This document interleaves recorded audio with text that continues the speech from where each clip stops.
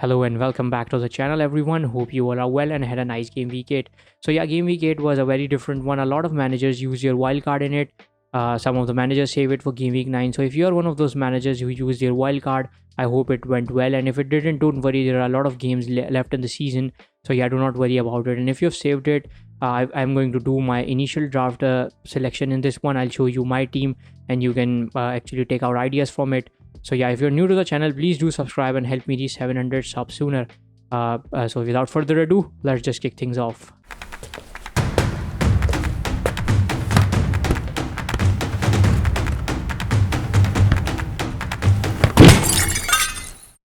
So starting with the two keepers, I've gone with Nick Pope and Ward. Ward obviously a cheaper option. You do not expect clean sheets from such a cheap keeper. Obviously, Leicester are in the worst defensive shape and he isn't helping much at the back. So yeah, he's just in to fill up the bench. Nick Pope, if I talk about him at 5.1 million, obviously he's one of those keepers who is predicted to actually keep some clean sheets in the games ahead. Newcastle are obviously a defensively balanced side. They do keep clean sheets in some fixtures. They might return you some clean sheets in games like that are not so tough for them. But the fixtures are good for Newcastle. So yeah, Pope might be one of those keeper who might get in those save points in some of the games. So yeah, at 5.1, I mean, a lot of managers at the start of the season went for the premium keepers and it didn't turn out well. So yeah, mid-ranger is obviously a better option in FPL, like someone like Ramsdale, who was a bit better at the start of the season. Then you can punt on Nick Pope. Obviously, there are a little bit cheaper options like Guetta from Crystal Palace, Crystal Palace is predicted to keep some clean sheets in the longer run. So yeah, if you want a cheaper option, you might go for Guetta and bring him in and save that save that bank to invest somewhere else either in the defense or in the midfield. So yeah, this is the keeper setup I have actually pulled up. Next up is the defense. So yeah, in my defense, I've gone with James. Obviously, he's a nailed starter from Chelsea. Chelsea used to keep a lot of clean sheets, but they don't do that. But James obviously is an attacking option. You can see he plays a bit forward than other wing backs they have. He runs in, he crosses the ball like Trent does. He is good with finishing. So yeah, you can expect the attacking threat and the attacking points from James, because the attacking threat is there with Reece James. And he's a nailed starter, and you do not have to worry about the rotation risk with James, as he rarely gets subbed out, or he rarely gets benched when he's injured. That is another thing, but James is a nailed starter. And from Chelsea, I personally think that he is the only one to go for. Chelsea are not keeping a lot of clean sheets, but you might get those attacking returns from Reece James. Next up is Anderson. If I talk about Anderson personally, I've picked him up at 4.5 million just because, like I talked about Crystal Palace, they are predicted to keep a lot of clean sheets, or a couple of clean sheets in next 3 to 5 fixtures in those easy games. So yeah, Anderson, he's just at 4.5 million. If you get a clean sheet out of it, I'm usually will be using him as a bench option, but when I play him, I might just slot him in those easy fixtures when other defenders might have a tough game, or my midfielders have a tough game. So yeah, that is how I'll use Henderson. Then there's obviously Cancelo, the best wing back, currently the best wing back, better than Trent currently. That is because I'm talking about like FPL wise. So yeah, he poses that attacking threat. He's very good with the crosses. He's linking up well with the forwards. He's linking up well with the midfielders. He makes those inverted runs, those wide runs. His crosses are inch perfect, and he's in shy of shooting. So yeah, Cancelo at 7.1, obviously a premium defender, but his price is worth it. At least there are guaranteed clean sheets from Man City. So yeah, Cancelo is obviously a good option for that. At 7.1, you can expect clean sheets in most of the games from him, and the attacking returns are always a bonus with Cancelo. Dalot at 4.51 is a cheeky differential I've put in. The reason is that Man United looks a bit gathered. They look a bit defensively better than they were last season or at the start of the season. So yeah, under Erik ten Hag, they are playing good football. And Dalot at 4.5 million, I might not expect a lot of clean sheets from him, but in some games where the attack quality isn't as good as it should be from the opposition, or they do not have good attackers that are threatening on counters and stuff, Dalot might chip in those clean sheet points. I won't talk about the attacking returns because he doesn't pose that much attacking threat that the other wing backs like James or Cancelo actually pose. But at 4.5 million, you can't complain about the attacking threat. Obviously, the nailed starter at 4.5 million. Yeah, he's a good option to keep for the bench and play in the games like you really want to bench someone with a bad fixture. You can just play a Dallo in it. Then we've got Trippier at 5.3 million. Trippier has obviously been tremendous signing for Newcastle. He's very good with the set pieces. He's clinical. He has the attacking threat. He just gave an assist in the last game. So yeah, Trippier is an essential. I mean, I do not usually prefer the double up of defense and keeper, but Trippier, if he ends up losing his clean sheet with Pope, you might get those saving points. You might jump a lot and save and get you those extra points. But with Trippier, you might get some of those attacking returns in a game. He's good with his crosses, and sometimes on free kicks, he's just like clinical with that. Any free kick nearer to goal, there is always a threat of him netting the ball in. Then I've got the midfield. I'll start with Martinelli, who is an essential from Arsenal.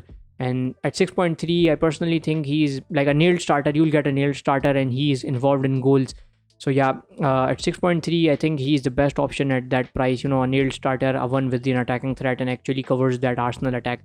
When you take out the likes of Saka and you don't go with the likes of Jesus, Martinelli might get you those attacking points from the Arsenal game.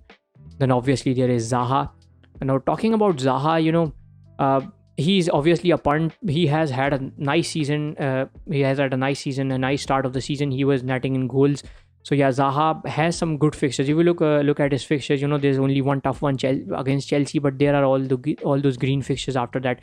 Chelsea, if I specifically talk about them, they are not keeping a lot of clean sheets. So yeah, if you want to, you might want to punt on Zaha. There's obviously other picks like Bowen, but he was quite in yesterday's game. But I still am not satisfied with Bowen. You have to provide some attacking returns to actually cement your place in an FPL team or probably my team. So yeah, I would like to punt on Zaha with the good fixtures he has, and I would also play him against Chelsea, as Chelsea are not as defensively strong as they were. Next is obviously James Maddison, who has been tremendous. He was expected to earn points and he did. A lot of managers actually benched him for Williams, and they started Williams over him. And some of them started Andreas over him in the midfield. So yeah, that was like a very cheeky punt, but so it didn't work out. Andreas just got one. Williams wasn't good either. So yeah, Maddison actually turned out to be among the attacking points. So Maddison has very good fixtures. If we talk about Leicester specifically, Leicester obviously not as good as they used to be, but they're struggling under Brendan Rodgers. But they still have that attacking threat. They might score 2 goals. They obviously are conceding 4 in return, but they might score those 4 goals. So yeah, Maddison could be a good one at 7.9 million. He's just 7.9. There's obviously other 8 million players who are not among the attacking returns. So Maddison to cover those good fixtures from Leicester and get you those attacking points. Then there's Luis Diaz. I'm still sticking with Luis Diaz. The reason is that Liverpool obviously, they are struggling out of form. Salah at 13 million or 12.9 million, if he misses out, that hurts you a lot. But still at Luis Diaz at 8.2 million, I'll give him a couple of fixes. Brighton obviously has a new manager. They'll have to start from the very basic with the new manager, a new plan, something. He needs to work out with the players. So yeah, Luis Diaz obviously always poses the threat. He's a nailed starter. He's obviously very good at the wings. Just the attacking returns were missing. But I currently think that Diaz might still be a hold. That is only my opinion. But there are obviously better options. If you like some better options at 8 million, definitely go for them. But I would personally hold Diaz as it would obviously give me a Liverpool attacking cover for the fixtures they have. Obviously the fixtures aren't easy enough. There are tough fixtures for them, but still they are Liverpool, and I personally think they'll bounce back sometime in the season. Andreas 4.5 million, a bench filler who's just when he's on the bench he'll get you points, but when you play him he'll just get 1 or 2 when you prefer him over Maddison or someone who has a tough fixture. Then we'll move on to the forwards. So basically there's Haaland obviously an essential. What I've done here is I've gone with Harry Kane, who's been scoring. He's in form, he's scoring a lot of goals, and I would personally prefer him over KDB, just because I think that there are obviously forward options like Isaac. Isaac looks pretty good. Mitrovic obviously a good option, but he's not consistent. Kane has been consistent. I wouldn't really want to miss out on those Kane's exploding fixtures where he just might net in couple or 3 goals. So yeah, I would still hold Kane instead of KDB.